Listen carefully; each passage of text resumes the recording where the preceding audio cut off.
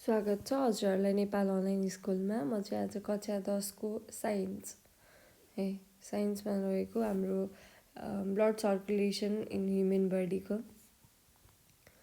अगाडि हामीले ब्लड अनि त्यसको टाइप्सको बारेमा कुरा गरेका थियौँ। अब चाहिँ हामी के हेर्छौँ त, ब्लड भेसल्स हेर्छौँ है। ब्लड भेसल्स भनेको के हो त? ब्लड भेसल्स भनेको चाहिँ एउटा पाथ हो होइन, जहाँ चाहिँ हाम्रो ब्लड फ्लो हुन्छ। जस्तै कि पाइपमा पानी फ्लो भएको जुन स्ट्रक्चर हुन्छ त्यो चाहिँ के भयो त भन्दाखेरि एक्ज्याक्टली हाम्रो ब्लड बडीमा पनि के हुन्छ, ब्लड एज एउटा पाइप जस्तो भेसल्सको थ्रु ब्लड बडीको भेरियस पार्ट्समा के हुन्छ त, सर्कुलेट भइरहेको हुन्छ है। ब्लड भेसल्सको चाहिँ 3वटा टाइप्स छ। के त? आर्टरिज, भेन्स, क्यापिलरिज है। अब आर्टरिजमा के हुन्छ त हेरौँ। Blood flows from heart to various body parts है। आर्टरिजको काम के त भन्दा हार्टबाट हाम्रो शरीरको हरेक पार्टमा के गर्छ त, यसले ब्लडलाई पुर्याउने काम गर्छ। अक्सिजनेटेड ब्लडलाई पुर्याउने काम गर्छ यसले है। Arteries divide and रिडिभाइड to form क्यापिलरिज है। आर्टरिजहरू डिभाइड र रिडिभाइड, अझ डिभिजनको पनि अझ सब डिभिजन भएर के हुन्छ त भन्दा त्यसको क्यापिलरिज फर्म हुन्छ है। क्यापिलरिज फर्म हुन्छ।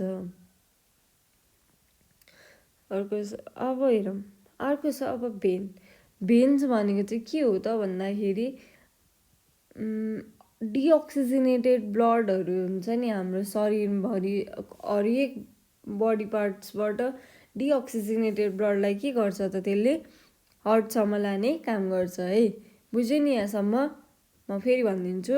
आर्टरिजको काम भनेको अक्सिजनेटेड ब्लडलाई हार्टबाट भेरियस बडी पार्ट्समा लाने काम गर्छ होइन। त्यसपछि क्यापिलरिज भनेको चाहिँ आर्टरिजको सब डिभिजन्सहरू हो, सब डिभिजन्सको पनि सब डिभिजन्सहरू हो होइन। अर्को छ हाम्रो भेन्स। भेन्स भनेको चाहिँ के हो त भन्दा हाम्रो बडी पार्ट्समा जुन डिअक्सिजनेटेड ब्लडहरूलाई चाहिँ के गर्छ त, त्यसले हार्टसम्म लाने काम गर्छ है। बुझ्यो नि यति? ठिक छ ल। अब आर्टरिजको बारेमा हेरौँ। आर्टरिज भनेको चाहिँ के हो त भन्दाखेरि थिक वाल ब्लड भेसल्स है। यो चाहिँ एकदमै मोटो खालको हो होइन। अब भेन्स हेरौँला। भेन्सको स्ट्रक्चर अलि फरक होला होइन। यिनीहरूले चाहिँ के गर्छ त भन्दाखेरि अक्सिजनेटेड ब्लडहरूलाई हार्टबाट भेरियस बडी पार्ट्समा लाने काम गर्छ है। शरीरको हरेक अङ्गमा ब्लडको सर्कुलेसन केले गराउने भयो त? आर्टरिजले गराउने भयो है। अब अर्को छ के त भन्दाखेरि थिकर मस्कुलर हो। Thicker muscular wall of arteries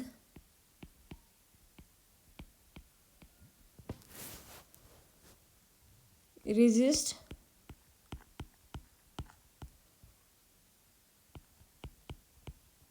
higher blood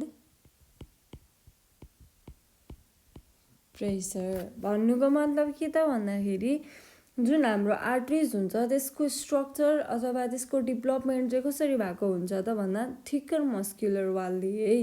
thicker muscular wall हुन्छ आर्टरिजमा, जसले चाहिँ के गर्छ त भन्दाखेरि हाम्रो हाई ब्लड प्रेसरलाई चाहिँ रेजिस्ट गर्ने काम गर्छ। भन्नुको मतलब यदि हाम्रो ब्लड प्रेसर धेरै भइरहेको छ भने त्यसलाई के गर्ने काम गर्छ त, ओभरकम गराउने काम गर्छ। थिकर वालले गर्दाखेरि के हुने भयो त, त्यो ब्रस्ट आउट नहुने भयो क्या होइन। ब्रस्ट आउट नभएपछि के हुने भयो त, हामी बाँच्ने भयौँ ए। ठिक छ। अब कस्तो कस्तो लेयरले बनेको हुन्छ त आर्टरिज हेरौँ है त।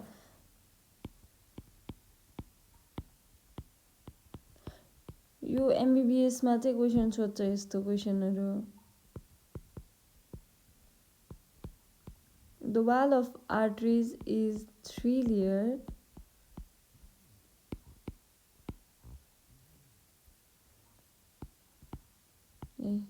हेरौँ के छ त भन्दा आउटर मोस्ट कनेक्टिभ टिस्यु है,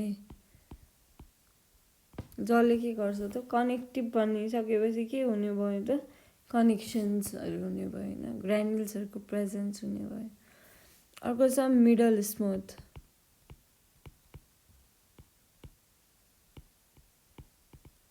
मिडल स्मुथ मसल्स एन्ड अर्को भयो त के इनर मोस्ट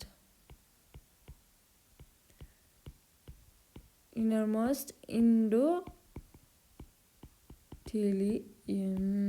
है। यदि तिनवटा लेयरले चाहिँ के हुन्छ त हाम्रो आर्ट्रिजको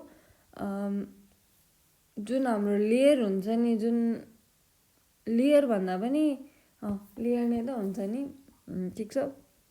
वाल चाहिँ केले बनेको हुन्छ त, यदि तीनवटा को कम्बिनेसनले चाहिँ के हुन्छ हाम्रो आर्ट्रिजको वाल बनेको हुन्छ है। अब जब आर्ट्रिजहरू डिभाइड हुन्छ तिनीहरूलाई के भनिन्छ अयोर्टा भनिन्छ होइन। अनि अयोर्टा पनि अझ डिभाइड भयो भने आर्टियल्स भनिन्छ होइन।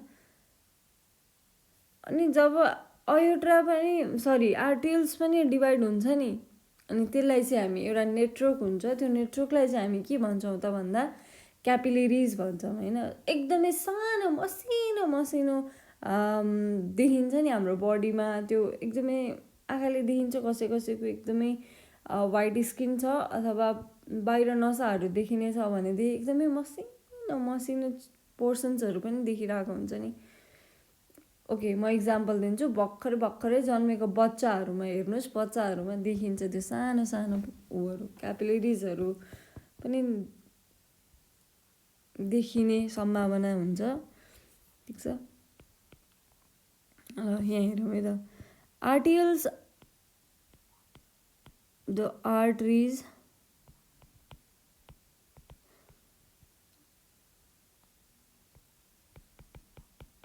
divided to form aorta. The aorta divides into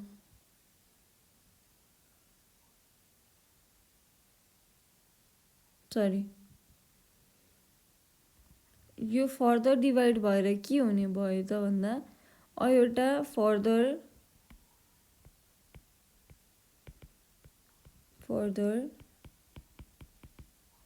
divide to form के हुने भयो त आर्टियल्स।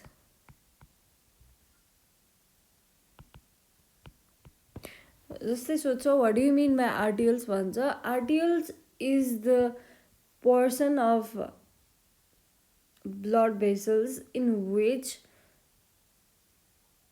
aorta further divide to form भनेर लेखिदिँदा हुन्छ। अयोर्टालाई चाहिँ फर्दर डिभाइड गर्दाखेरि के हुने भयो त आर्टियल्स हुने भयो है। अब आर्टियल्सलाई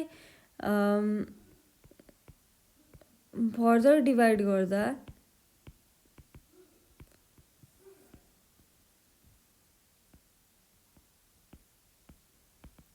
further divided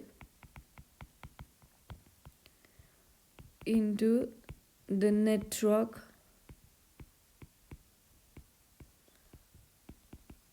is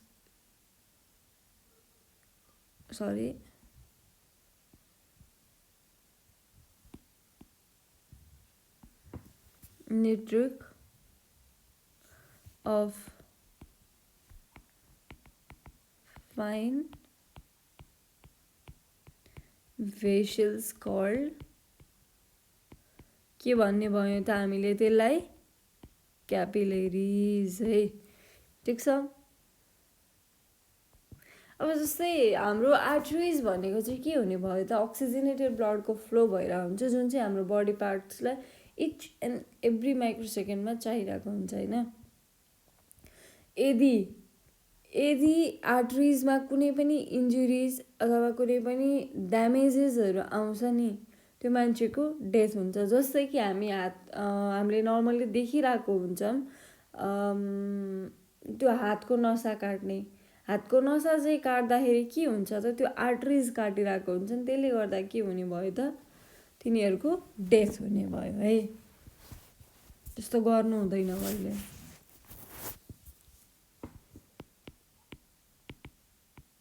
Any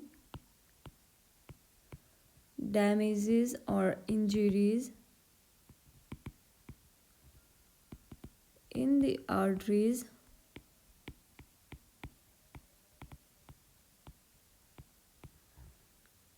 may causes death of person है। मान्छेको के हुनसक्छ त मृत्यु हुनसक्छ। अब चाहिँ हाम्रो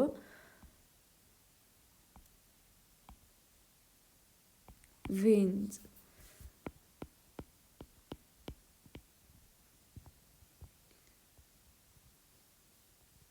अब हामी हेर्छौँ भेन्स है। माथि आर्टरिज भनेको थिक वाल भयो। अब यो भेन्स के हुने भयो त thin wall. Veins are thin wall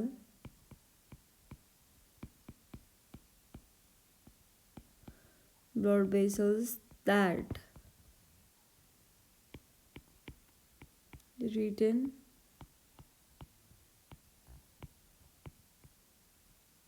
oxygenated के हुने भयो त blood from various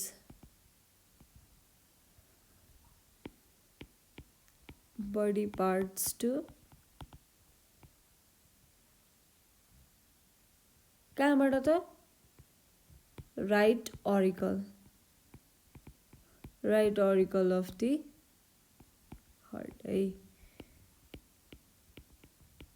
मुटुको राइट अरिकल भन्ने पार्ट्सबाट चाहिँ के हुने भयो त हाम्रो शरीरको डिअक्सिजनेटेड ब्लड हार्टमा आउने भयो है। भेन्सको काम के डिअक्सिजनेटेड हाम्रो शरीरको हरेक पार्ट्सबाट डिअक्सिजनेटेड ब्लडलाई हार्टसम्म लिएर आउने काम कसले गर्छ? भेन्सले गर्छ है। अब अर्को पोइन्टमा छ हाम्रो के त भन्दाखेरि blood pressure is low in the veins है। ब्लड प्रेसर लो हुन्छ कहाँ त भेन्समा, किनभने त्यो भनेको डिअक्सिजनेटेड ब्लड हुने भयो हैन त। ठिक छ। अर्को छ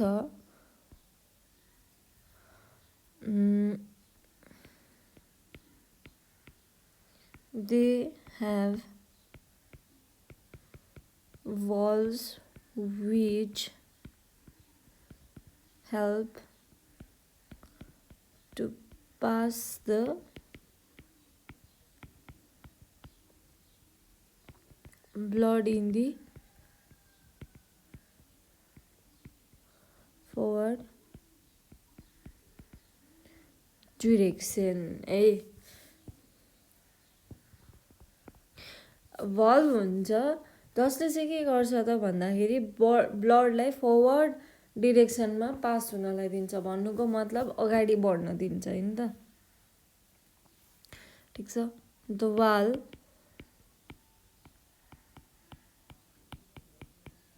wall of veins is also formed of कति त 3 layers है। के को जस्तै आर्टरिज को जस्तै है त। अब हाम्रो छ क्यापिलरिज।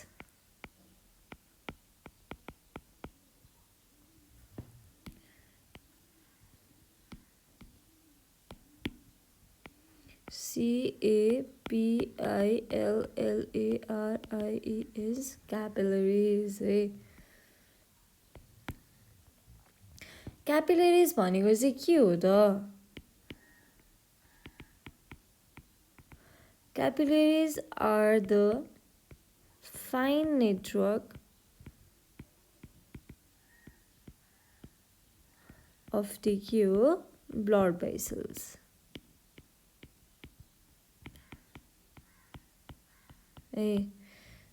Which connect arteries and veins है। भन्नुको मतलब के त भन्दाखेरि क्यापिलरिज भनेको चाहिँ एउटा फाइन नेटवर्क हो होइन, ब्लड भेसल्सको, जहाँ चाहिँ जुन एउटा पर्सनमा चाहिँ कस्तो हुन्छ त भन्दाखेरि यो आर्टरिज भयो, यो भेन्स भयो, यसको जुन एउटा पोइन्ट हुन्छ नि मिड पोइन्ट, त्यो भनेको चाहिँ के हो त भन्दा क्यापिलरिज हो है। ठिक छ। अर्को छ their wall is formed by a single layer of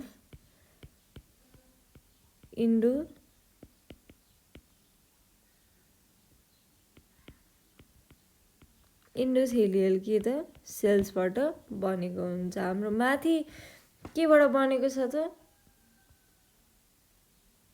arteries हाम्रो इन्डोथेलियमबाट बनेको छ है। यो पनि त्यस्तै छ। The extra thin wall of capillaries helps them to exchange gases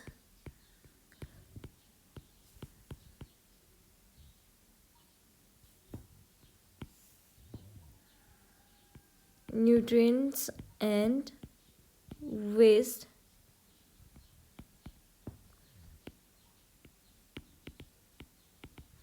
material between the cells and the blood। के भन्यो त यो सेन्टेन्सले भन्दाखेरि क्यापिलरिजमा चाहिँ एक्स्ट्रा थिन लेयर भन्नुको मतलब एकदमै पातलो लेयर हुन्छ होइन, जसले चाहिँ के गर्छ त भन्दाखेरि हाम्रो बडीमा जुन चाहिने न्युट्रियन्ट्सहरू हुन्छ नि, ग्यासेस, न्युट्रियन्ट्स अनि वेस्ट प्रोडक्ट अथवा वेस्ट मटेरियलहरू हुन्छ नि, त्यसलाई चाहिँ त्यो जुन सेल्स र ब्लडको बिचमा हुने जुन हाम्रो त्यो एक्सचेन्ज हुन्छ नि, त्यसलाई के गर्ने भयो त यसले थिन लेयरको प्रेजेन्सले गर्दाखेरि एक्सचेन्ज चाहिँ सजिलो हुने भयो है त। ठिक छ। अब हामी हार्टको बारेमा पढ्छौँ। हार्टको बारेमा चाहिँ म सेपरेट भिडियो बनाउँछु है त, हजुरहरूको लागि सजिलो हुन्छ। हस्, थ्याङ्क यू। हजुरहरूलाई कुनै पनि प्रब्लम छ भनेदेखि भन्नु होला है। नम्बर छ 9849585995। हस्, थ्याङ्क यू।